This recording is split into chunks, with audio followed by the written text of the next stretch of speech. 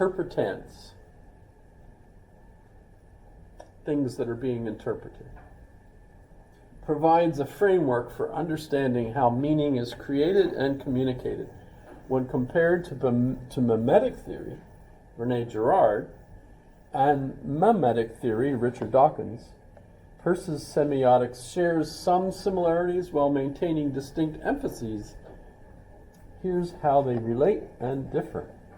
This is good stuff. Thank you guys for encouraging me to do this. So the core idea, Peirce's semiotics, and remember, this is what he means by pragmatism, and we're pragmatists. So when we're looking at philosophical theory, we tend to focus on how language and meaning is working when we're analyzing what we mean philosophically. So a sign, anything that represents something else, a word, image, gesture. Everything. How could everything not fall into that category? It seems like that's and movies, with the monolith, in various movies.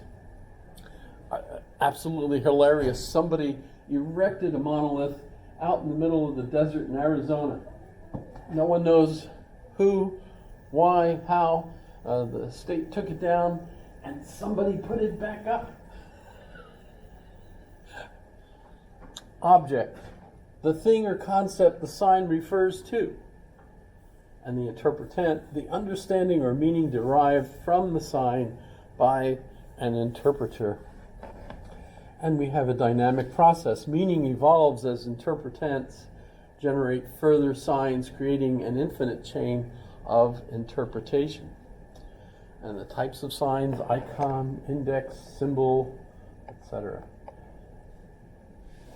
So this is fascinating, because mimetic theory is really a much broader metaphysical theory that's associated with how whole societies learn and imitate one another. It's an imitation process. So how desire is imitative and leads to conflict and resolution, as opposed to how signs create.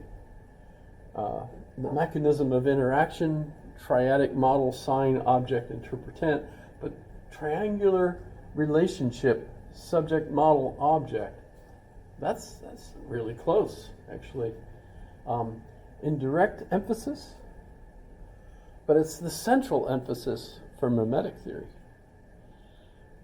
It's conflict and violence. That has no concern for Peirce, and yet it certainly does for Rene Girard,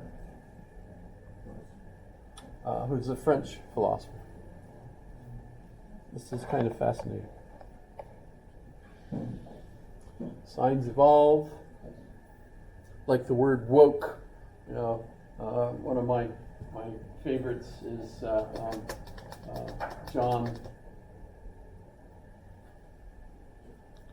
He's a favorite of mine. I can't even remember his name. However, Friday he emails me every week, but can't think of his name. It'll come to me. But he wrote a nice article a year ago on the word woke and how when it first came out, what it meant as a meme, and then within months it changed, and then within months again it changed still further. And notice lately, about the only ones I ever hear using the term are Republicans who are criticizing liberals who use the word woke. I don't hear the liberals using the word woke anymore. It's gone. Faded out of existence, except in books. So, this is fascinating, but let's, remember the point for me is what on earth is Charles Sanders Peirce inventing? What's his focus? Let's do some more on Peirce himself. Um,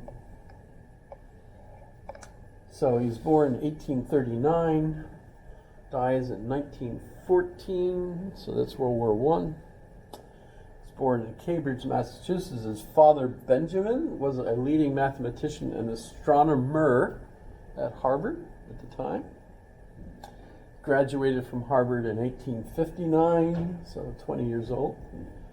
Went then to the Lawrence Scientific School, where he got a degree in chemistry in 1863, summa cum laude, is what the SCL stands for. For the next 15 years, he was three things at once: an astronomer for Harvard measuring light, a physicist for the U.S. Coast and Geodetic Survey, where he was working for his father, who was in charge for the North in the Civil War of mapping the areas around Washington, D.C. in order to build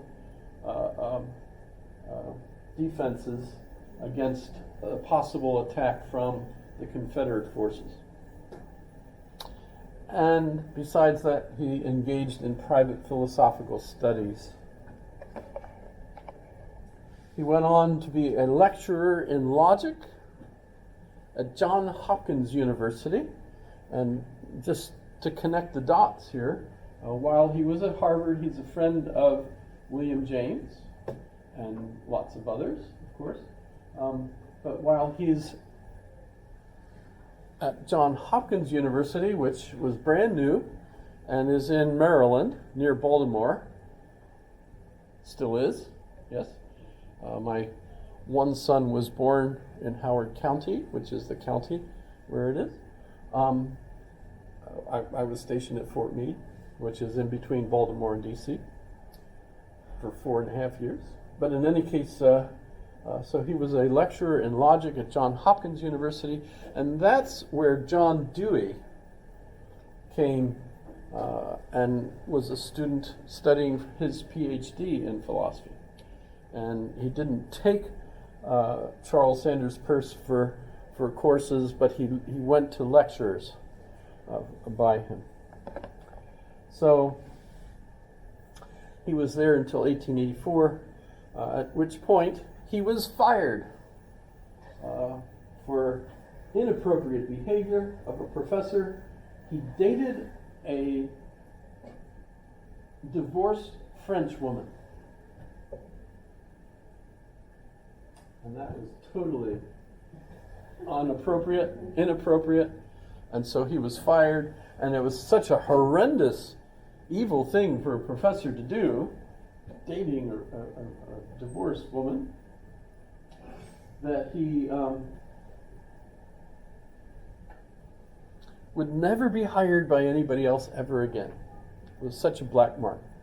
So he basically retired to his home, which I think I showed you the picture of his home, Arisby, which is a museum you could stop. It's just 3 miles from the Walmart in the Delaware Water Gap, if you're driving in that direction. It's not a big deal, by the way. It's a boring house.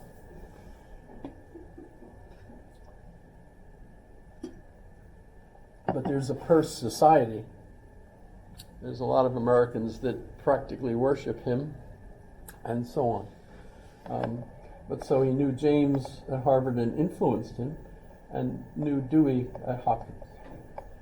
So let's move on then to William James. The pragmatic movement in American philosophy. The unproblematic is the traditional view, and that I learned from Louis Menand in the book The Metaphysical Club. What did they all have in common? The unproblematic, right? Well, what was it? Number one, the prestige of science and scientific method. Science was the cat's meow for all of them. Cat's meow, that's a good thing, right? The strength of empiricism. Seeing is believing. It was clearly before AI would enable you to create all kinds of goofy videos, none of which are believable.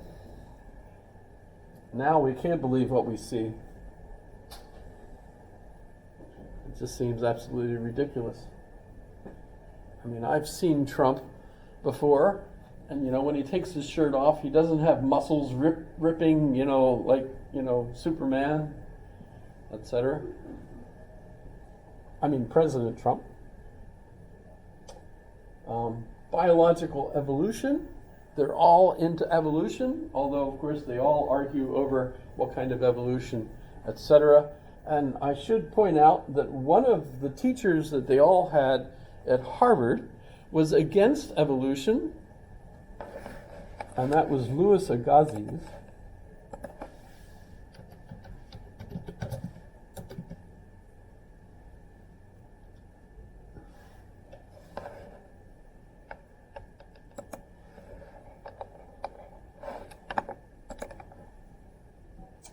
He's Swiss, taught at Harvard, big man, by the way.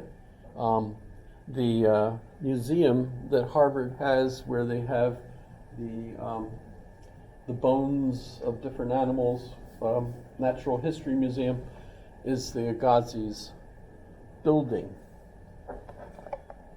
So that's kind of. Plus, he used to, besides being their professor and disagreeing with evolution, he took students on trips, including William James, to the Amazon.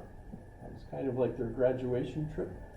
And they went to the Amazon, and it amazes me that almost every Harvard graduate that went to the Amazon became ill afterwards. And, another example, for example, was Theodore Roosevelt.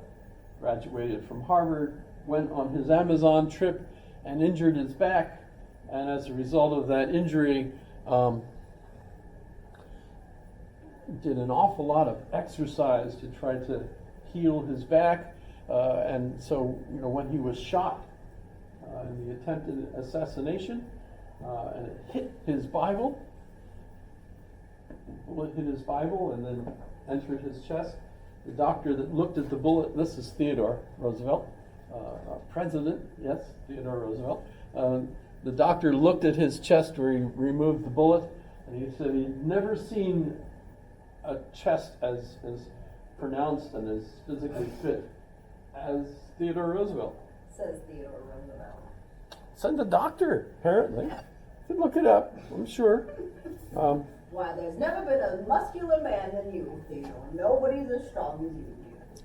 Probably, yeah, I can see that. The doctor probably wanting to make sure he got hired again by somebody. Okay, but he got ill. So it's just kind of funny. The illness almost took James completely out.